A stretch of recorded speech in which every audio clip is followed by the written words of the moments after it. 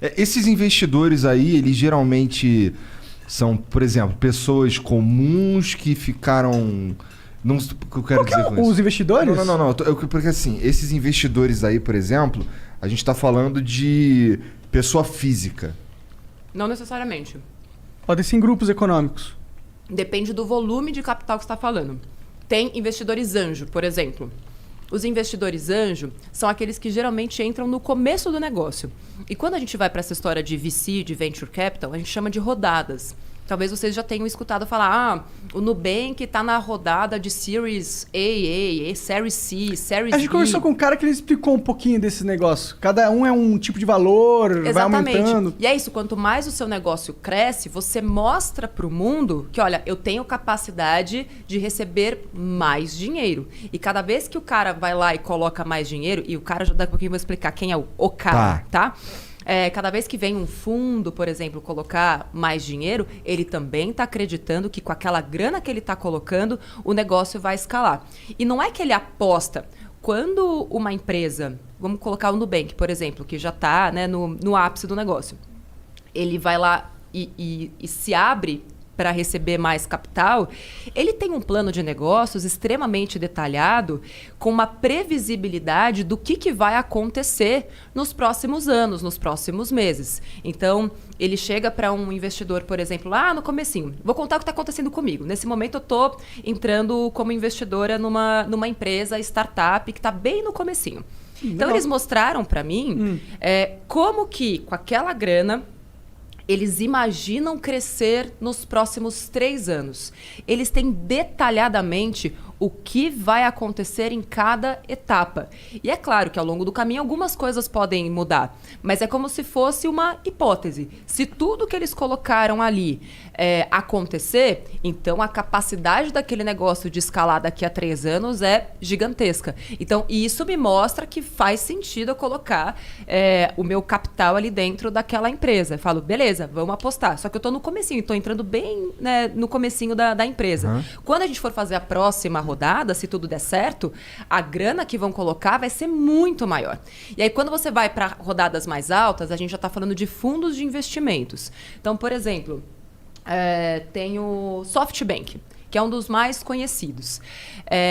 São fundos bilionários, trilionários, muitas vezes, que estão lá com muito dinheiro e são empresas que se conectam para formar um fundo. Tem alguns fundos que olham para setores específicos. O SoftBank, por exemplo, investe muito em empresas de tecnologia ligadas a mercado bancário, financeiro, edtechs, Esse entretenimento. SoftBank é um negócio chinês, não é? SoftBank, se eu não me engano, é chinês ou japonês. Eu conheci o CEO deles. Eu lembro de ter visto uma reportagem do CEO deles, que era um cara famosão lá. Isso. E era a primeira vez que iam dar tanta grana para um cara, alguma coisa assim. Exatamente. Eu participei 2 anos atrás de um evento bem bacana chamado Brasil at Silicon Valley, que foi lá no Vale do Silício. E ele estava lá.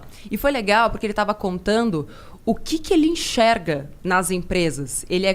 Esse cara não era o CEO, ele é como se fosse esse olheiro. Ele está para o mercado de empresas como o olheiro... Tem outro nome? É olheiro mesmo. É olheiro. Tá para o futebol. E ele está falando, olha, nós estamos agora disponibilizando 5 bilhões de reais para a América Latina. Na época. Então é isso, tipo, se você tá atento a tudo isso, o SoftBank tá... Tem 5 bilhões de dinheiro aí que podia ser meu. Para 2020. Só 2020? Só 2020. Então eles já gastaram essa grana aqui no Provavelmente Brasil? Provavelmente sim. Só que a América Latina é grande, né? A gente não tá jogando sozinho. Você tem México, você tem outros países. Mas o que você, como empreendedor ou empreendedora brasileira, vai fazer para, pelo menos uns 10 milha aí eu consigo. Mas é também entender, se você é muito pequenininha, um banco desse não tem interesse. Ele está colocando muita grana porque ele quer muito retorno. Nesse caso, pode fazer sentido mais um investimento anjo. E eles colocam essa grana, eles compram parte da empresa normalmente? Sim. Normalmente sim, depende muito do tipo de acordo que você vai fazer. Então, por exemplo, agora é sócia dessa startup que você está... O que a gente faz? Eu não sei se essa empresa vai dar certo ou não. Eu ainda não quero entrar com o meu meu nome no capital social. Porque Tá. para mim, até porque eu já tenho uma empresa, seria um risco alto. Então, o que eu faço? Existe algo no Brasil que é como se eu tivesse a opção de compra. Então, eu falo para vocês o seguinte. Monark, eu quero comprar 20% aqui do Flow Podcast, mas para isso acontecer, eu quero ter reservado 20% e eu garanto agora já para você, como se fosse um empréstimo, R$300 mil por 20%, eu sei que é pouco, mas já tô pechinchando. Tá bom. 300 mil A gente é reais. ciumento.